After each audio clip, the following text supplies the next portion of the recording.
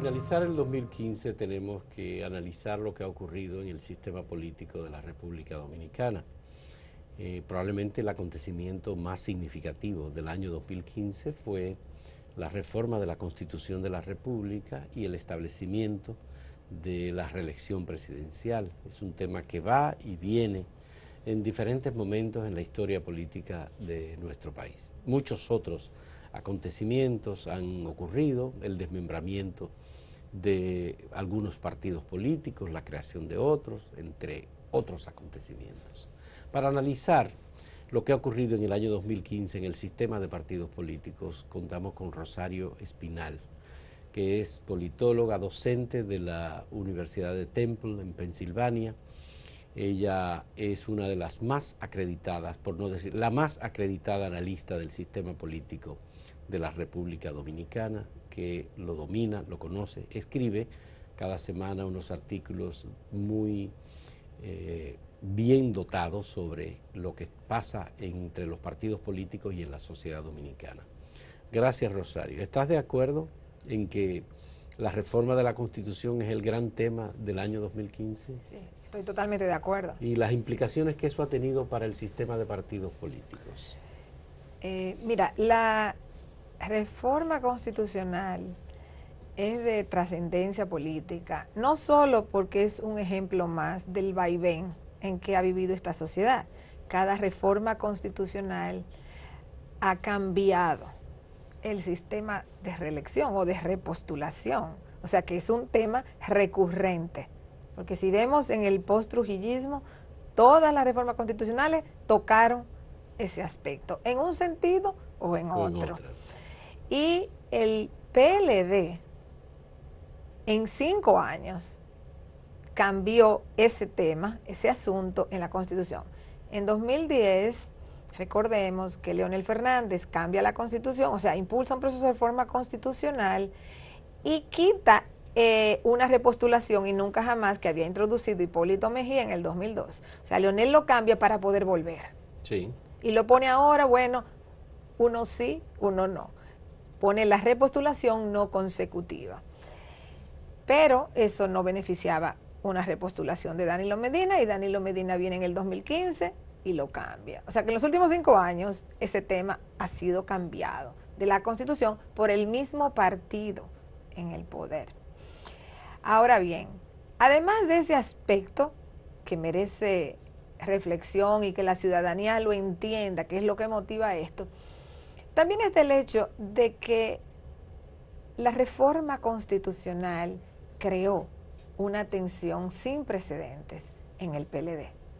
O sea, el PLD era un partido que, aunque tuvo disidencias, aunque Bosch expulsó gente, pero, digamos, en el periodo post-Bosch no se había caracterizado por fuertes conflictos, excepto las primarias del 2007, cuando Danilo desafió a Leonel Fernández, pero no tuvo una magnitud, esa tensión, como la que ha tenido en el 2015. Entonces, el proceso de reforma constitucional, el deseo de Danilo Medina de repostularse, creó una tensión muy fuerte porque Leonel había cambiado la Constitución en el 2010 para él repostularse. Pero de manera inmediata el tema no está cerrado. Parece ser que los partidos activan especialmente en las candidaturas a nivel congresional pensando en una posibilidad de reforma de la Constitución sobre el artículo 124. Bueno, lo que pase hacia adelante no sabemos, sí, y no me sorprendería, porque si son tantas instancias de que cambian ese artículo, ese asunto de la reelección, no me sorprendería que lo intenten cambiar otra vez en un sentido u otro. Yo no sé en este momento, yo creo que en este momento no está claro, pero si ocurre, no debe sorprender a nadie, si es que ocurriera. De todas maneras, creo que la historia de los últimos 50 años nos muestra que se cambió el sistema de reelección en la Constitución del 66, del 94, del 2002, del 2010, del 2015. Sí. Ese es el tema. Sí. Lo han hecho a veces solo para reformar ese punto, como Hipólito en el 2002 y Danilo en el 2015, o lo ponen en un contexto más general como fue el caso de la reforma constitucional de 2010. Ya, pero parece que este caso del 2015 fue menos traumático. El PRD apoyó sin ningún inconveniente, que era un partido antirreeleccionista. Los reformistas también apoyaron, pero ahora no se van con Danilo. Y el PLD también, casi de manera completa, unánime, sus legisladores apoyaron el cambio de la Constitución en ese sentido. Sí y no. Ok, lo que tú planteas es cierto. Lo apoyó el reformismo, lo apoyó el PRD, lo apoyó el danilismo y después, cuando ya no le quedaba de otra, lo apoyó el leonelismo también. O sea que el 80 y alguito% de la matrícula del Congreso votaron por la reforma constitucional. Y las encuestas que sirvieron de aval para todo eso, las encuestas daban un alto de aprobación a la gestión presidencial de Danilo Medina, pero además también un alto nivel de aprobación a la idea de que se reformara la Constitución para permitirle la repostulación. Ok, cuando uno ve esas mayorías congresionales y de la población apoyándolo, uno diría, pero no tenía que ser traumática. Pero sí, creó un trauma a nivel del partido, del gobierno, porque leonelistas y danilistas, aunque al final los leonelistas se rindieron, esa tensión al día de hoy todavía no se ha resuelto. No está resuelto. Esas heridas no han cicatrizado. Y eso ha hecho este año sumamente dificultoso para el PLD y ha hecho que el gobierno se desvíe de lo que es su programa de gobierno, sus políticas públicas, porque el gobierno se embarca en este proceso, el PLD se embarca en este proceso, la atención desvía la acción gubernativa y se concentra en una disputa de poder dentro del PLD entre Danilo Medina y Leonel Fernández por la candidatura presidencial. Tú mencionas dos casos, lo hizo Hipólito Mejía solo y lo hizo Danilo Medina solo. El PRD, cuando Hipólito Mejía lo hizo, se dividió, el PRD. Cuando Danilo Medina lo hizo, no se ha dividido el PLD. Leonel le dio apoyo, que era el líder adverso. Es cierto, porque una diferencia entre el PLD y los otros partidos tradicionales del sistema, los más grandes que fueron el PRD, el Reformista, es que a la fecha el PLD ha logrado mantenerse unido. El comité político ha jugado su papel de árbitro en los procesos de decisión de ese partido. Es la única instancia que funciona realmente en ese partido, pero funciona. Funciona. En los otros partidos no hubo una instancia que pudiera servir de árbitro para dirimir los conflictos en las luchas personalistas, que es lo que ha pasado en todos los partidos. Hay luchas personalistas. En el reformismo son tantas que no pudieron y se han ido fragmentando. O sea, si un grupito considera que ya ahí no puede, pues se sale. Y así sucesivamente. Sí. En el PRD ya pasó lo mismo. El PRD se dividió. Ahora, ¿qué es lo que sucede? El PRD, imagínate que en el año 2012, el PRD sacó el 47% de los votos. Un partido, y el número uno, por eso lleva casilla número uno, el más votado como partido individual. Un partido que en las elecciones del 2012 obtiene 47% de los votos, en cualquier país del mundo, diría, estamos a la puerta de llegar de al un poder. triunfo electoral. Eso es lógico. Sí. Un 47 a un 51. O sea, hasta con el desgaste de un gobierno brinca tú. Sí. A una mayoría. Sin embargo, ese PRD se divide por luchas personalistas y al dividirse se desploman sus posibilidades electorales, porque ya divididos... Vamos a entrar en el análisis de lo que pasó con el PRD en el año 2015, en nuestro segundo segmento, en este diálogo con Rosario Espinal.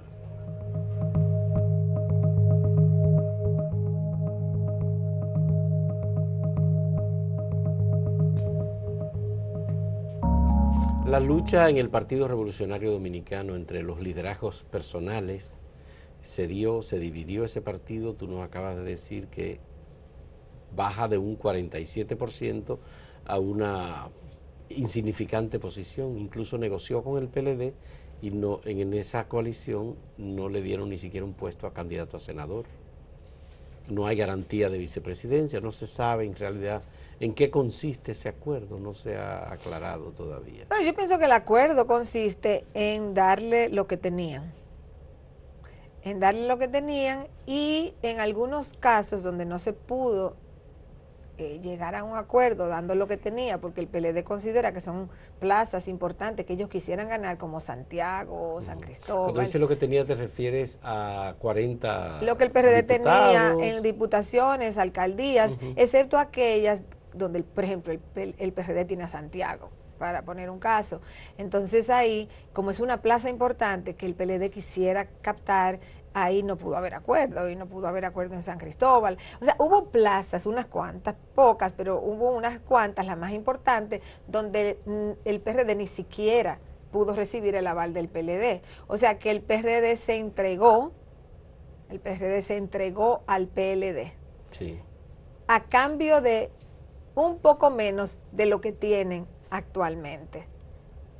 Ya, incluyendo posiciones en el gobierno, porque Peggy Cabral acaba de ser designada embajadora en Italia. Sí, pero esas son posiciones muy o sea, de tercer rango, muy nominales, bueno, empleos, supongo. Las encuestas colocan el PRD muy fuera como un partido decisorio electoral. Ahora mismo es imposible medir el peso del PRD, porque no lleva, en un proceso electoral, la afinidad partidaria o la simpatía partidaria está muy asociada con las candidaturas. Como el PRD no lleva candidato propio, es muy difícil. Si tú sales a hacer una encuesta científica ahora mismo, es muy difícil saber. Si tú le preguntas a la gente, ¿con qué partido usted se identifica? PLD, Reformista, PRD, PRM, bla, bla, bla, y sigue enumerando cosas. El que te diga PRD, tú no sabes si es PRDista porque es históricamente PRDista. Tú no sabes si es PRDista porque va a votar por la candidatura de Danilo Medina que lleva el PRD. O sea, tú no sabes por qué. Por eso es que en este momento no podemos medir con precisión cuál es la base real de los partidos políticos en el caso del PRD. Y en el caso del Partido Reformista, Rosario. Bueno, las encuestas han dado al Partido Reformista electoralmente hablando en el suelo. Lo que el Partido Reformista tiene es una dirigencia con mucho deseo de seguir beneficiándose del poder, y ahí hay una división. Los que están en el gobierno, que han optado por quedarse en el gobierno, y los que aspiran a candidaturas que el PLD no estaba dispuesto a ceder. O sea, si el PLD no le cedió una senaduría al PRD, que fue vital para reformar la Constitución por los números que tenía de diputados, no le va a dar 12, ni 5, ni 3 al Partido Reformista. O sea, eso es impensable. Ellos argumentan que es que el pacto interno del PLD no permite, pero yo pienso que aún si no hubiese habido necesidad de pacto interno, si Leonel y Danilo se hubieran puesto de acuerdo desde el principio y hacen la reforma, tampoco se lo hubiesen dado al Partido Reformista, porque electoralmente hablando es un partido disminuido. Claro, el activismo de su dirigencia para conseguir cargos es indescriptible. O sea, ellos tienen una inmensa capacidad para eso. Entonces, el Partido Reformista tiene un segmento de dirigentes que quiere volver a competir electoralmente para obtener plazas de alcalde, de senadurías, de diputaciones. Pero perdieron Amable este año también. Sí, pero el grupo que queda en el reformismo, lo que ha demostrado es que ellos brincan la tablita. O sea, si por aquí van a conseguir, se van por acá. Si por acá van a conseguir, se van por acá. Yo pienso que en el pacto PRM reformista, el mayor ganador es el Partido Reformista, porque ha conseguido cantidad de puestos, 12 senadurías, 50 diputaciones, muchas alcaldías, etcétera. Además, que la casilla número 3, que es de ellos, supongamos que aparece la cara, la foto de Luis Abinader. Que es así. Y que hay PRMistas que van a votar por Luis Abinader, ¿verdad? Y ven, primera fila, la cara de Luis Abinader. Para el votante promedio, el símbolo del partido.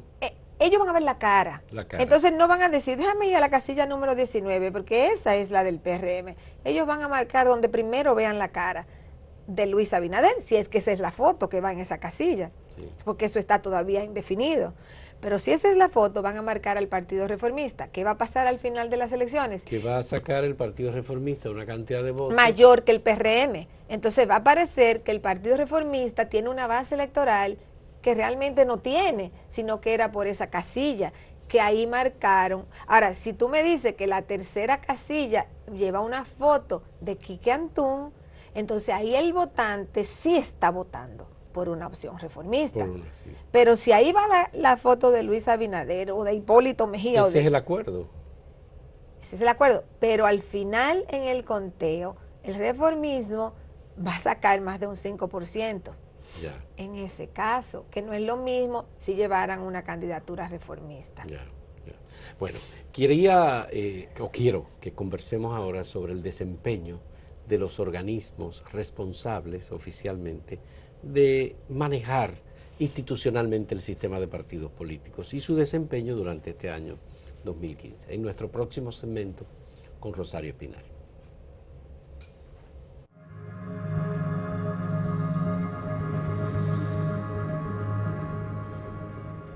¿Se ha debilitado o fortalecido este año el sistema de partidos políticos, Rosario? Se ha debilitado. Nosotros hemos pasado de sistemas bipartidistas que existió en la década del 60, del 70, del 80 incluso, a un sistema tripartidista que dominó la década del 90. Luego volvimos temporalmente a un bipartidismo ya nuevo porque era PLD-PRD entrado este siglo, y ahora estamos en algo nuevo. Estamos en un unipartidismo. Unipartidismo. Estamos en una situación de unipartidismo. Eso no quiere decir que el unipartidismo va a durar 40 años, no. Eso quiere decir que en este momento, o sea, así como tuvimos momentos de bipartidismo, de tripartidismo, estamos en un momento de unipartidismo. La gente podrá decir unipartidismo, pero aquí lo que más hay es partidos. Sí. Ok, es verdad. Que existan muchos partidos no quiere decir que hay un bipartidismo o un tripartidismo o un multipartidismo. ¿Por qué yo planteo que hay un unipartidismo? Porque aquí hay un partido en el poder con muchos años, en el gobierno. Sí. Porque aquí ningún partido que no sea el PLD tiene suficientes recursos para competir electoralmente. Y otros con más o menos que tenían la posibilidad de los recursos, como el PRD, se dividieron. Entonces el PRD está en el gobierno, no está como opción independiente, o sea, de competir, porque se unió al gobierno. El PRM, que se constituye en la oposición, no tiene dinero, se alió al reformista para ver si consigue un poco de fuerza, con un partido electoralmente hablando en el suelo, sí, aunque puede generar dinero para sus candidaturas, por lo menos. Y tiene la casilla, que en parte es buena, sí, y en parte es mala para el PRM. O sea, aquí no hay ahora mismo ningún partido que pueda competir con el PLD, porque el único partido que podía competir con el PLD era el PRD, y se dividió. Sí. Y una parte se entregó al gobierno y una parte se entregó al Partido Reformista. Entonces, sí, en ese sentido, cuando tú no tienes la posibilidad de competitividad electoral, tú no puedes hablar de que hay un sistema bipartidista, ni tripartidista, ni multipartidista, porque no hay una real competitividad electoral. Ahora, cuando aquí se cree una opción que realmente pueda competir con el gobierno, entonces volveremos a una situación de bipartidismo. Y quiero aclarar con respecto a los partidos minoritarios, que aquí siempre han existido muchos partidos minoritarios. Muchos, sí. Siempre, siempre. Sí. Eso no es novedad en el sistema partidario dominicano. Pero son muchas opciones partidarias. La mayoría se une a los grandes, sí, y los que no se unen a los grandes tienden a quedarse pequeños, solitarios. Ya. Entonces, eso es una constante, eso no es una novedad. Ya. ¿Qué papel ha jugado el Tribunal Superior Electoral y la Junta Central Electoral en dirimir los conflictos de manera equidistante, digamos, de una posición o de otra? Bueno, lo del Tribunal Superior Electoral, si uno ve el historial de su corta existencia, realmente ha sido más inclinada a favorecer, digamos, el gobierno o el PRD en la disputa que había, que limitaba la posibilidad de que surgiera un PRD fuerte. O sea, no se puede culpar el tribunal, porque el problema lo engendra el PRD. Ahora, una vez se engendra el problema, las decisiones del tribunal fueron siempre a favor, o creo que en una instancia solamente no lo fue, a favor del PRD. O sea, del PRD que estaba menos dispuesto a hacer oposición. Y por eso muchos se fueron. No es la única razón. En el PRD había una disputa de poder personalista entre Miguel Vargas e Hipólito Mejía. Pero Guido Gómez Mazara hizo un esfuerzo, quiso participar en una contienda interna y no pudo. No pudo. O sea, por eso decía que las decisiones del tribunal habían ido a favorecer digamos, el PRD de Miguel Vargas. O sea, esas fueron las decisiones del Tribunal Superior Electoral. Ese es el historial que tienen en su poco tiempo de existencia, digamos. ¿Y en el caso de la Junta Central? En el caso de la Junta, tenemos casi 4 años que no hay unas elecciones en el país. Y nosotros vamos a unas elecciones sin ley electoral actualizada, sin ley de partidos, o sea, inexistencia total de ley de partidos. Yo estaría totalmente conforme con una ley electoral buena.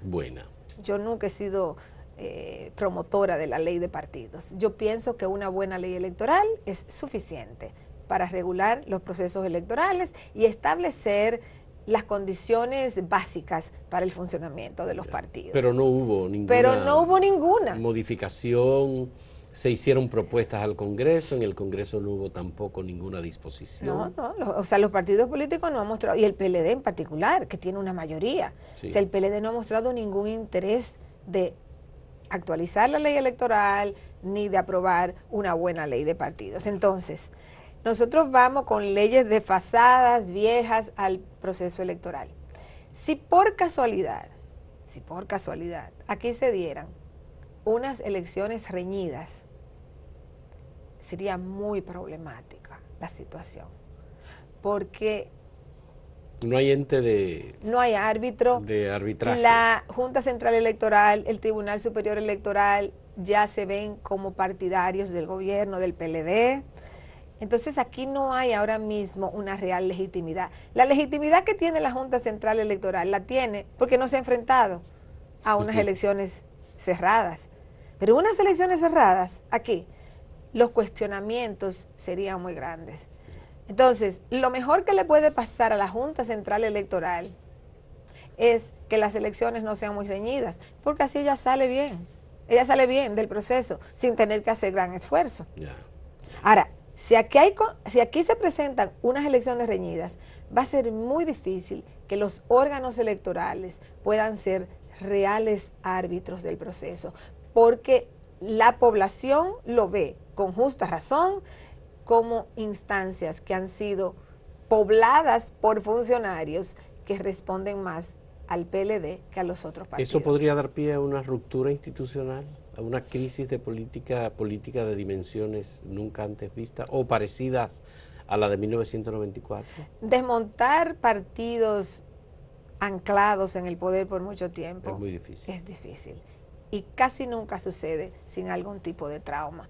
Entonces, cuando tú tienes un partido como el PLD que tiene muchos años en el poder, que aspira a quedarse muchos años más, que ha conformado un sistema institucional favorable, y ese es otro factor por lo cual aquí es difícil que se den elecciones competitivas, además de lo que está pasando con los partidos. Sí. O sea, aquí todas las condiciones son adversas a la competitividad electoral.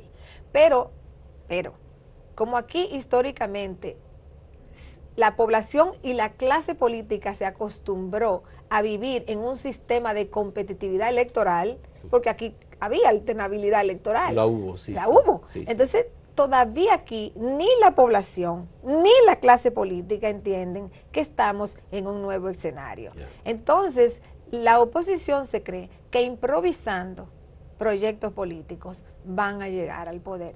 Improvisando proyectos políticos es prácticamente imposible, a menos que ocurra un evento externo, exógeno a los partidos, que arrase con el gobierno, como una crisis económica, por ejemplo, o una división del PLD. Ninguna de las dos se ven que van a ocurrir por lo menos para el 2016. Entonces aquí la oposición apuesta mucho a que, sí, ya la gente está descontenta. Hay una diferencia muy significativa en la población entre la insatisfacción y la desesperación. Para desmontar un partido anclado en el poder por muchos años con aspiración de seguir el único unificado mientras la oposición se ha dividido, se requiere una desesperación. Se requiere una desesperación. Bueno, muchas gracias a Rosario Espinal por esta conversación y además por analizar con nosotros este año 2015 que finalizamos en el ámbito de los partidos políticos. Muchas gracias igualmente también a ustedes por la compañía en esta conversación.